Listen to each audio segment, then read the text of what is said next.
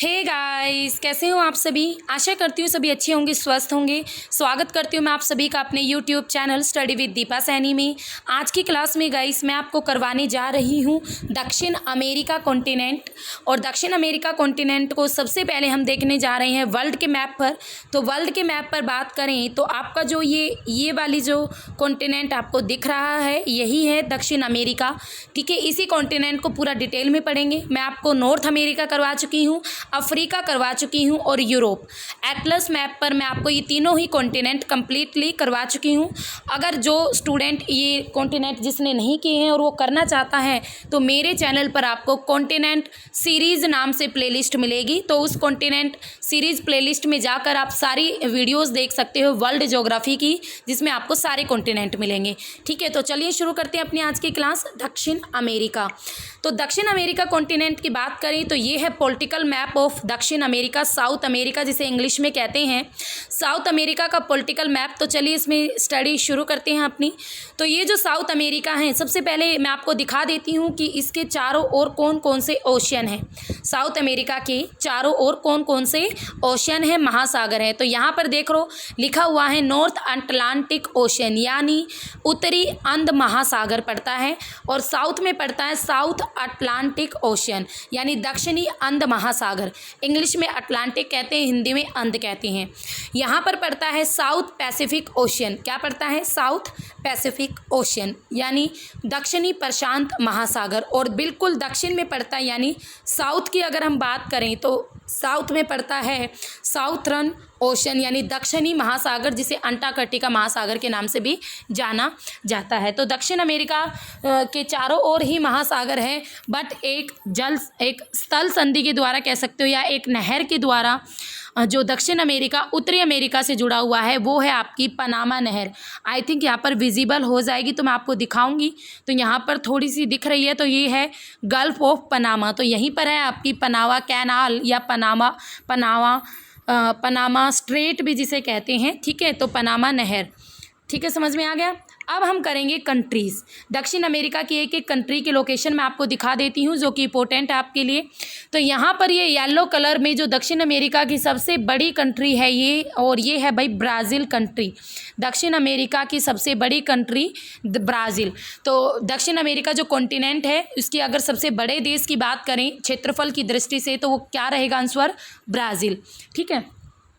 Second देखो, यहाँ पर आती है वेनेजुएला। ये जो आपको दिख रही है ये है वेनेजुएला, और ये है गायना कंट्री, गायना, वेनेजुएला गायना। और this is a Suriname country. ठीक है, और ये है आपकी पेंसिल गिनी कुछ इसी तरीके से है। और आई थिंक ये एक्चुअली आपकी फ्रांस गयाना है, जो कि फ्रांस के अंडर में आती है। फ्रांस यहाँ से अपने सैटेलाइट वगैरह लॉन्च वगैरह करता है, तो ये फ्रांस के अंडर में आती है। ठीक है, तो हमने पढ़ ली सूरीनाम, गयाना, वेनेजुएला और ब्राज़ील, 4 कंट्री कंप्लीट कर ली। वेनेजुएला के बाद नेक्स्ट आती है कोलंबिया। वेनेजुएला के बाद नेक्स्ट कौन सी आती है कंट्री? कोलंबिया। कोलंबिया के बाद नेक्स्ट आती है इक्वेडोर। कौन सी कंट्री है? इक्वेडोर। मोस्ट इंपॉर्टेंट है, इक्वेडोर से एक क्वेश्चन बनता है, मैं आगे बताऊंगी आपको। इक्वेडोर कंट्री। और ये है आपकी पेरू कंट्री। पेरू और चिली दोनों बिल्कुल लाइन में है। ये है आपकी पेरू कंट्री। ठीक है, यहाँ तक पेरू है। और बिल्कुल ये पतली है आपकी चिली कंट्री, बिल्कुल पतली सी। देख लो ये बिल्कुल कोस्टियल आप कह सकते हो, तटीय, यानी बिल्कुल समुद्र के तट के साथ साथ लगी हुई है चिली। कौन सी कंट्री है ये? चिली। और ये बीच में आती है बोलीविया कंट्री, दक्षिण अमेरिका की Bolivia. This is a Paraguay country. ये है पराग्वे, बोलीविया, पराग्वे और उरेग्वे। ये छोटी सी है उरेग्वे। बोलीविया, पराग्वे, उरेग्वे, तीनों कंट्री पता चल गई। Bolivia, Paraguay, Uruguay. और ये जो बड़ी सी कंट्री आती है साउथ में, ये है अर्जेंटीना कंट्री। ठीक है, क्या है ये? Argentina country. इतनी बात समझ में आ गई। तो मेन कंट्री मैंने आपको बता दी है। ब्राज़ील सबसे बड़ी आपको याद रखना है। उसके अलावा Suriname, Guyana, Venezuela, Colombia, Ecuador, Colombia, Venezuela, ये तो है मोस्ट इंपॉर्टेंट। पेरू और चिली को साथ में याद रखना। बोलीविया, पराग्वे, उरेग्वे, इन तीनों को साथ में याद रखना। बच जाएगी एक लास्ट में अर्जेंटीना। ठीक है, अर्जेंटीना। तो ये थी आपकी कंट्री साउथ अमेरिका की। अगर कंट्री की बात करें तो ये सारी कंट्रीज आती हैं। आइलैंड भी काफ़ी हैं, बट कोई आइलैंड आपका फ्रांस के अंडर में है तो कोई नॉर्थ अमेरिका के अंडर में, कुछ इसी तरीके से यहाँ पर चीज़ें हुई पड़ी हैं। तो यहाँ पर दूसरी बात आप जो हम देखने वाले हैं, यहाँ पर मैं आपको दिखा देती हूँ कि लैटिट्यूड कौन कौन से टच कर रहे हैं साउथ अमेरिका को। तो साउथ अमेरिका में एक तो ये आता है, ये लैटिट्यूड है, ठीक है, और एक ये लैटिट्यूड है। अगर इन्होंने शो किया होगा तो आपका ये वाला एंड ये वाला 10 डिग्री नॉर्थ 0 डिग्री, हाँ जी। तो ये वाला जो है ये है आपका 0 डिग्री, यानी 0 डिग्री भूमध्य रेखा जो कि टच हो रही है, कट कट लाइन में है। तो देखो इक्वेडोर में जा रही है, कोलंबिया में से जा रही है और ब्राज़ील में से जा रही है। इक्वेडोर, कोलंबिया और ब्राज़ील से जा रही है कौन सी रेखा? भूमध्य रेखा। उसके साथ साथ अगर हम बात करें टॉपिक ऑफ कैप्रिकॉर्न यानी मकर रेखा, तो वो इन कंट्रीज में से जा रही है, जिसमें चिली आती है, अर्जेंटीना आती है, पराग्वे आती है और ब्राज़ील आती है। तो चिली, अर्जेंटीना, पराग्वे और ब्राज़ील, एक कंट्री जिसमें से 2 रेखाएं जा रही है, भूमध्य रेखा भी और मकर रेखा भी। तो राइट आंसर रहेगा ब्राज़ील। ब्राज़ील में आपकी भूमध्य रेखा भी जा रही है, एक ही कंट्री की बात की है, और आपकी मकर रेखा भी जा रही है, ठीक है। तो कंट्रीज ऑफ साउथ अमेरिका हमारी कंप्लीट हो गई हैं। आगे मैं आपको, ये वही मैप है बिल्कुल, साउथ अमेरिका और वही कंट्रीज़ हैं। यहाँ पर अब हम करेंगे physical features of south America. South America के कौन कौन से फिजिकल फीचर्स हैं जो मोस्ट इंपॉर्टेंट पड़ते हैं, ठीक है।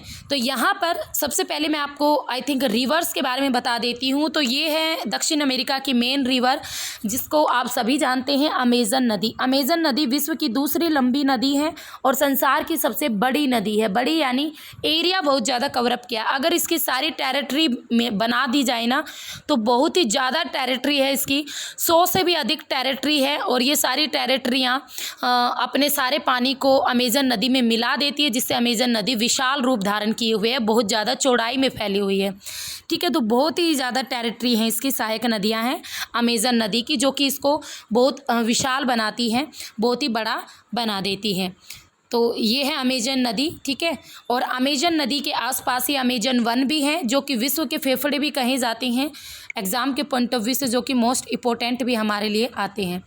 अब यहाँ पर देखो, ये सेकंड रिवर है दक्षिण अमेरिका की और इसका नाम है उरेग्वे, पराग्वे और पराना। मेन रिवर है आपकी पराना नदी। कौन सी नदी है? पराना, ये लिखा हुआ भी है पराना नदी है। इसमें एक इसकी टेरिटरी है पराग्वे और एक टेरिटरी है उरेग्वे।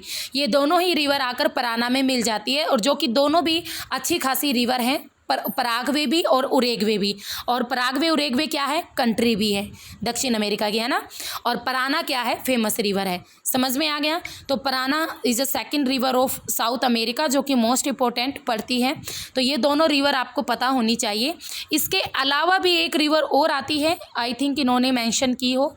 तो यहाँ पर आती है भाई एक रिवर और ओरिनिको। देखो ओरिनिको रिवर है, ओरिनिको।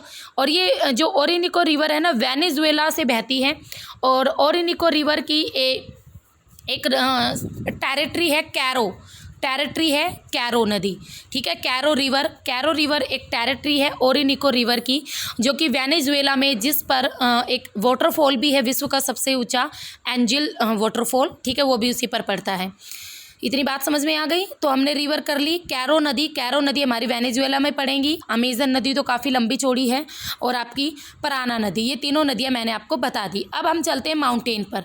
तो माउंटेन पर अगर हम बात करें तो आपको जो ये ब्राउन शेड दिख रही है, यही है माउंटेन वाला एरिया साउथ अमेरिका का। तो ये वाला जो एरिया है, ये है हमारी विश्व की सबसे लंबी पर्वत श्रृंखला, जिसे कहेंगे, क्या नाम है इसका? एंडीज पर्वत श्रृंखला। क्या नाम है? एंडीज पर्वत श्रृंखला।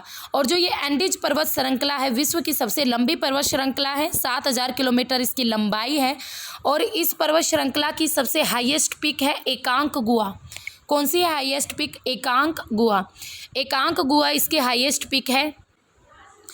तो ये आती है भाई आपकी एकांक गुहा। आप यहाँ पर देख सकते हो, संसार की सबसे लंबी पर्वत श्रृंखला एंडीज, ठीक है। और एंडीज पर्वतमाला की सबसे ऊंची चोटी है एकांकगुआ, 6960 मीटर इसकी हाईएस्ट है। अब ये पड़ी कहाँ पर, यहाँ पर हमारी चिली कंट्री थी और यहाँ पर अर्जेंटीना थी, तो दोनों के बॉर्डर पर है एकांकगुआ। एकांकगुआ हाईएस्ट पिक किसके बॉर्डर पर है, चिली प्लस अर्जेंटीना, ज़्यादातर पार्ट चिली में है। इतनी बात आप इससे याद रखोगे, ठीक है। आगे देखते हैं। आगे अब इसमें मैं आपको हाईलैंड पढ़ाने वाली हूँ, हाईलैंड वाले पार्ट। तो जो दक्षिण अमेरिका है, जो दक्षिण अमेरिका के ऊंचे ऊंचे पार्ट है उनको कवर अप करेंगे।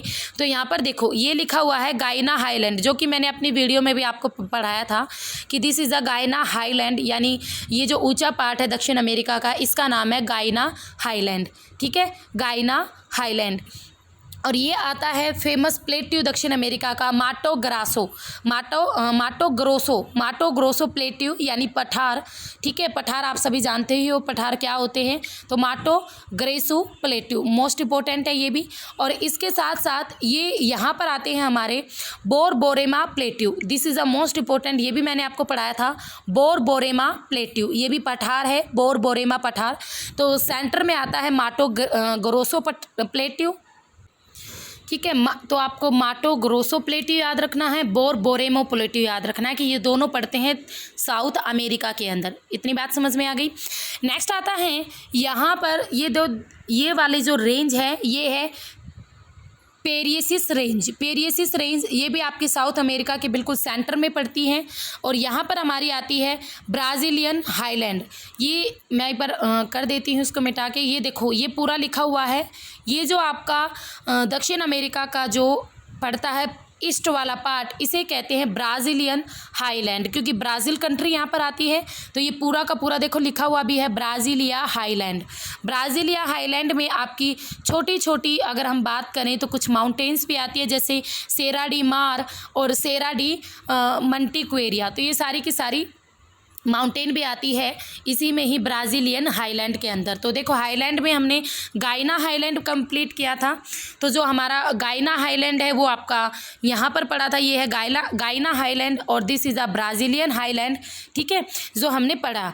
इसके बाद हमारा जो इम्पोर्टेंट आता है यहाँ पर जो दक्षिण अमेरिका है, दक्षिण अमेरिका का साउथ वाला पार्ट। तो यहाँ पर देखो आपको कुछ दिख रहा है, ये पंपास लिखे हुए हैं। पंपास क्या है, पंपास यहाँ से एक जो रेखा जा रही है वो कौन सी है, 23.5 डिग्री, यहाँ पर मेंशन नहीं है। तो 23.5 डिग्री यानी मकर रेखा, और मकर रेखा के आसपास वाला एरिया हमारा शीतोष्ण कटिबंधीय एरिया। तो जो पंपास है ये क्या है, ये शीतोष्ण कटिबंधीय यानी सब ट्रॉपिकल आपके या टेम्परेट जो ग्रास लैंड है उनको कहते हैं यहाँ पे पंपास। और जो पंपास का अधिकतर हिस्सा पड़ता है अर्जेंटीना में पड़ता है, और अर्जेंटीना में पंपास का अधिकतर हिस्सा पड़ने के कारण अर्जेंटीना को हार्ट ऑफ क्या कहते हैं, हार्ट ऑफ साउथ अमेरिका के नाम से भी जाना जाता है। तो ये पंपास को आप याद रखोगे। उसके बाद नेक्स्ट आते हैं हम, पंपास आपने पढ़ लिया क्या है। अब इसके बाद जो इम्पोर्टेंट आता है वो है भाई Patagonia desert, sorry for that, Patagonia desert. जो ये पेंटागोनिया डेजर्ट है, पेंटागोनिया जो मरुस्थल है ये आपका अर्जेंटीना और चिली में पड़ता है, और ये जो पेंटागोनिया डेजर्ट है साउथ अमेरिका में आता है, ठीक है, इसको आप याद रखोगे। उसके अलावा पेंटागोनिया डेजर्ट के साथ अटाकामा डेजर्ट भी पड़ता है साउथ अमेरिका के अंदर ही अगर हम बात करें तो नेक्स्ट डेजर्ट में आता है हमारा अटाकामा डेजर्ट। ये रहा आपका अटाकामा डेजर्ट जो कि बिल्कुल कोस्टियल पर है, और पेरू के साउथ में आता है ये, और चिली के नॉर्थ वाले पार्ट में पड़ जाता है अटाकामा डेजर्ट, ठीक है, इसको भी आप ध्यान रखोगे। तो 2 डेजर्ट है इसके मोस्ट इंपॉर्टेंट, एक पेंटागोनिया जो कि मैंने आपको साउथ में दिखा दिया, और एक आपका अटाकामा डेजर्ट।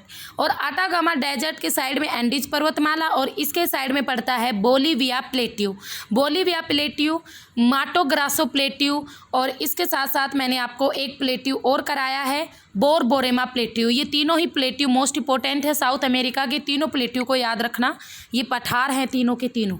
उसके साथ साथ आप यहाँ पर देख रहे हो ये लिखा हुआ है सेलवास क्या है, तो यहाँ पर जो अमेजन नदी है, अमेजन नदी के आसपास जो घने जंगल हैं, जो किस प्रकार के जंगल हैं आपके, यहाँ पर भूमध्य रेखा जा रही है ना, ये कट वाली लाइन, यानी उष्ण कटिबंधीय एरिया है। तो यहाँ के वनों को क्या कहेंगे, ट्रॉपिकल फॉरेस्ट है, यानी उष्णकटिबंधीय वन क्षेत्र हैं। तो इन्हें ये एग्जाम में आएगा कि दक्षिण अमेरिका में जो उष्णकटिबंधीय प्रकार के वन पाए जाते हैं उन्हें किस नाम से जाना जाता है। तो आंसर रहेगा आपका सेलवास। ठीक है, सेलवास के उत्तर में देखो यहाँ पर ये लिखा भी हुआ है, सेलवास के उत्तर में यहाँ पर जो हमारे आते हैं कुछ ग्रासलैंड कह सकते हो आप, या फिर आप वन कह सकते हो, लानोस, ये लिखा हुआ है लानोस। सेलवास के देखो, सेलवास के नॉर्थ में है लानोस भी आपके उष्णकटिबंधीय एरिया में आते हैं। और कौन सी रिवर आती है यहाँ से, हमारी ओरिनिको रिवर। देखो यहाँ पे ओरिनिको रिवर है भी। ओरिनिको नदी के पास जो लानोस हैं वो हमारे एक प्रकार के उष्णकटिबंधीय घास के मैदान हैं जो कि दक्षिण अमेरिका में ही पड़ते हैं, ये भी आपको पता होने चाहिए।